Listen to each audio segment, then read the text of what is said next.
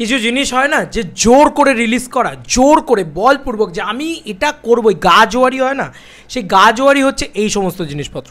দেখলে না মাথা গরম হয়ে যায় ভাই পুরো।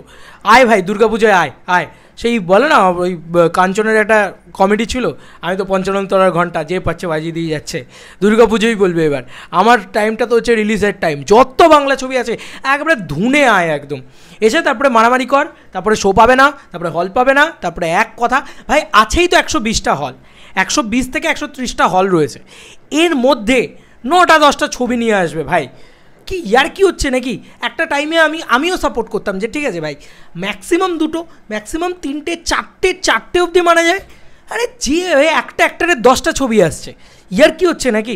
আর আবিরদা যেখানে নিজে বলে দিয়েছে যে আমি উইন্ডোজের সাথে চুক্তিবদ্ধ, আমি তোমার ছবিটা প্রমোট করতে পারবো না, তারপরে একটা প্রডিউসার কোন আইডিওলজি নিয়ে, কোন মাথায় গোবর নিয়ে এ ধরনের কাণ্ড কারখানা ঘটাতে পারে? বন্ধুরা এখন কথা হচ্ছে যত কাণ্ড কলকাতাতে, এই সিনেমাটাতে আবার আবিদ্যা গোয়েন্দা এবং ফেলুদার একটা কানেকশন থাকবে, কারণ পোস্টার ভিতরে দেখা যাচ্ছে। আচ্ছা অনিক দত্ত তো একজন ভালো ডিরেক্টর, অনিক দত্ত তো যে কোনো সময় এলে ভালো ব্যবসা দিতে পারে, তার ছবি তো একটা অডিয়েন্সের কাছে, তো দুর্গাপুজোয় আসার কী দরকার? আমি তো এটাই বুঝতে পারছি না। সে তো গরমের ছুটিতে আসতে পারে। আরে এত দিন ধরে ছবিটা আটকে পড়ে রয়েছে, কবেকার ছবি এটা? হ্যাঁ অনেক পুরনো ছবি। তো এই ছবিটা নিয়ে আবার একটা আবিরের ছবি আসবে, যেটা আবির নিজেই প্রমোট করবে না, রক্তবীজকে প্রমোট করবে, রক্তবীজ 2কে। তো সেখানে তার সাথে তার ডিল হয়ে রয়েছে। এবার এদের সাথেও আবার কী সমস্যা হয়ে রয়েছে যে এদের সাথেও নাকি চুক্তি এরকমভাবে হয়েছিল যে প্রমোট তোমাকে করতেই হবে যাই করে নাও না কেন। তো নাও মরো এবার। আরে একটা অ্যাক্টার কোথায় যাবে? এটা তো দোষ আবিরদার না, আমি ওপেনলি বলছি, এ দোষ তো পরিষ্কার দিতে হয় প্রোডাকশন হাউসকে। ছ্যাবলামি পেয়ে গেছে নাকি রে ভাই, যে পারছে ঢুকে পড়ছে দুর্গাপুজোয়। আরে প্রথম অ্যানাউন্সমেন্ট করেছিল যে দুর্গাপুজোয় আমি আসছি, সেটা দেবদা রঘু ডাকাত নিয়ে। তো ভাই একটা ইন্ডাস্ট্রির মাইন্ডসেট চলে যে না ভাই একটা ইন্ডাস্ট্রি প্রথম 100 কোটি টাকা দিতে দিই, তাহলে রঘু ডাকাতকে রিলিজ করি, শুধু রঘু ডাকাত থাকবে না, আমাকে নিয়ে আসতে হবে রক্তবীজ 2। চলে এলো, ঠিক আছে ভালো কথা, 2টো ছবি ছিল বড় ছবি।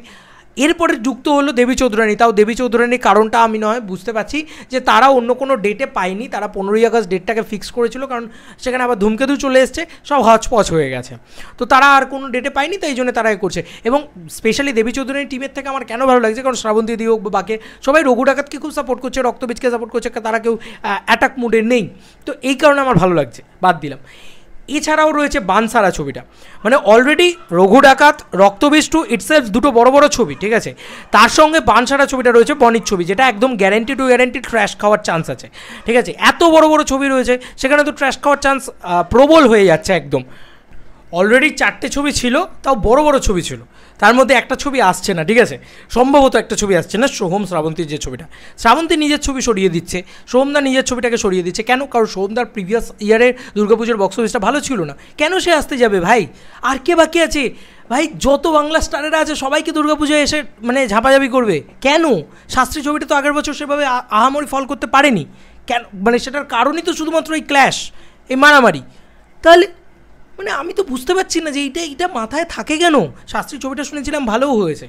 তো ব্যাপারটা হচ্ছে, প্রথম পয়েন্ট হচ্ছে দুর্গানগর ছবিটা সরে যাচ্ছে হয়তো, তারপরেও কতগুলো ছবি আসছে শুধু বাংলা থেকে, চিন্তা করো। এরপরে কান্তারা 2 আসছে, সেটা আবার বাংলায় ডাব করে রিলিজ হবে। এবার যদি ফাইনালি সত্যি রিলিজ করে ফেলে, তাহলে সেটাও একটা চাপ ক্রিয়েট করবে, সেটা তো চাপ ক্রিয়েট করবেই, এটা আমিও অস্বীকার করছি না যে সেটা চাপ ক্রিয়েট করবে না, এই প্রতিটা বাংলা ছবির ওপরে চাপ ক্রিয়েট করবে, ঠিক আছে। এবার তুমি ভাবো আবিরদারই 2টো সিনেমা, দেবদার একটা সিনেমা, ঠিক আছে, এখানেই হয়ে গেল 3টে, একটা দেবী চৌধুরানী, একটা বানসারা, 5টা ছবি। এরপরে কে বলবে আমি আবার আরেকটা ছবি নিয়ে চলে আসবো, ঠিক আছে। আরও আগডুম বাগডুম 2-3টে ছবি রিলিজ হবে, ঠিক আছে। হ্যাঁ কেন আগডুম বাগডুম বললাম, কারণ তারা ছোট ছবি, তারা মনে করবে যে আমার ওই 10 দিনের ব্যবসা হলেও তবু আমার অনেক, এই করে তারা রিলিজ করবে। আমি না বুঝতে পারি না, এগুলোর মাথা মুন্ডু কোনো ক্লিয়ার হয় না আমার কাছে। এবং যে তোমার অ্যাক্টার, তুমি একজন বড় ডিরেক্টর, আর আমার কাছে কথা হচ্ছে তোমার প্রবলেমটা কোথায়? তোমার ইনসিকিউরিটি তো নেই, তুমি তো কোনো ছোটো ডিরেক্টর, এমন তো নয় যে সপ্তাহ বাসু যার কোনো পপুলারিটি নেই। দুর্গানগর ছবিটা যদি এখন এর ভিতরে ঢোকে, তাহলে সপ্তাহ বাসুর কোনো পপুলারিটি নেই, ওকে যদি কেউ প্রমোট না করে হবে না ভাই, কেউ দেখবে না ছবিটা। তো তোমার একটা পপুলার ডিরেক্টর, অনিক দত্তের মতন পপুলার ডিরেক্টর আছে কি, তোমার আবির চ্যাটার্জির মতন একটা হিরো রয়েছে, একটা গোয়েন্দা ছবি বানিয়েছো, দুর্গাপুজোয় কী দরকার ভাই? আরে তুমি দুর্গাপুজো ক্রিসমাস বাদ দিয়ে কেউ কিছু ভাবতে কেন পারে না? এবার তুমি বলবে দেবদাও তো, ভাই দেবদা তো অনেক দিন আগে থেকে অ্যানাউন্সমেন্ট করেছে যে আমি দুর্গাপুজোতেই আসছি।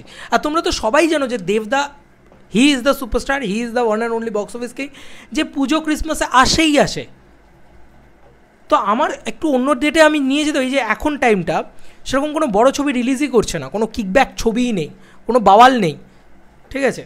আমি জানি না, আমি সত্যি বলছি এগুলোর না, এগুলোকে সমর্থন করা সম্ভব না। আর যাই হোক, আমার মনে হয় না আবিরদাও সমর্থন করবেন এগুলোকে, মানে স্বয়ং আবির চ্যাটার্জিও সমর্থন করবে না। আর কী পরিমাণে ঝাড়টা খাবে প্রত্যেকটা বাংলা ছবি, তুমি দেখো শুধু। এই যে গোয়েন্দা ছবি, এর তো একটা দর্শক আছে যতই হোক। হ্যাঁ, আমরা জানি যে গোয়েন্দা ছবির দর্শক দিনকে দিন কমছে, কিন্তু এখনও তো আছে। তো এই ছবিটা তো রক্তবীজের ওপরে চাপ ক্রিয়েট করবে, এই ছবিটা তো রঘু ডাকাতের দুটো অডিয়েন্স হলেও কেটে নিয়ে যাবে। আমার কি দরকার, আমি তো এটাই বুঝতে পারছি না। মানে স্পেকটাকেল বেস ছবি দুটো আসছে, একটা হচ্ছে দেবী চৌধুরানী, একটা হচ্ছে রঘু ডাকাত।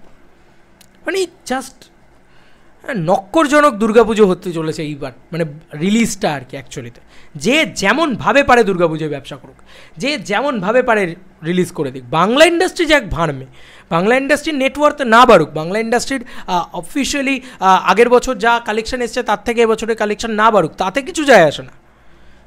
কিছু সিচুয়েশান আছে, কিছু জিনিস আছে না, যেগুলো নিয়ে আমি আরও একটা ভিডিও বানাবো, যেখানে আমি বলবো যে কিছু জিনিস না নিজেদেরও একটু এথিক্স বলে জিনিস থাকে।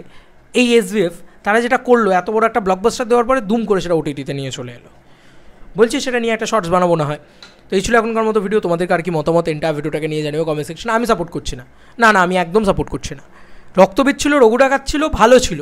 আচ্ছা ঠিক আছে, চলো দেবী চৌধুরানীও এলো, ঠিক আছে, বানসারারাও ছিল আগে থেকে, 4টে ছবি একটা মেনে নেওয়া যায় ভাই। মানে আবার একটা ছবি, যত কাণ্ড কলকাতাতে 5টা ছবি।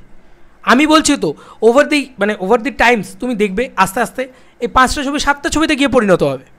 এবার তুমি বলবে একটা টাইমে তো 7-8টা ছবি 9টা ছবিও রিলিজ করে। আরে বাংলা ইন্ডাস্ট্রি তখন ভালো অবস্থা ছিল, আর সেই যেবারে 7-8টা ছবি রিলিজ করেছে, কটা ছবি ব্যবসা করেছে তুমি আমাকে বলো তো।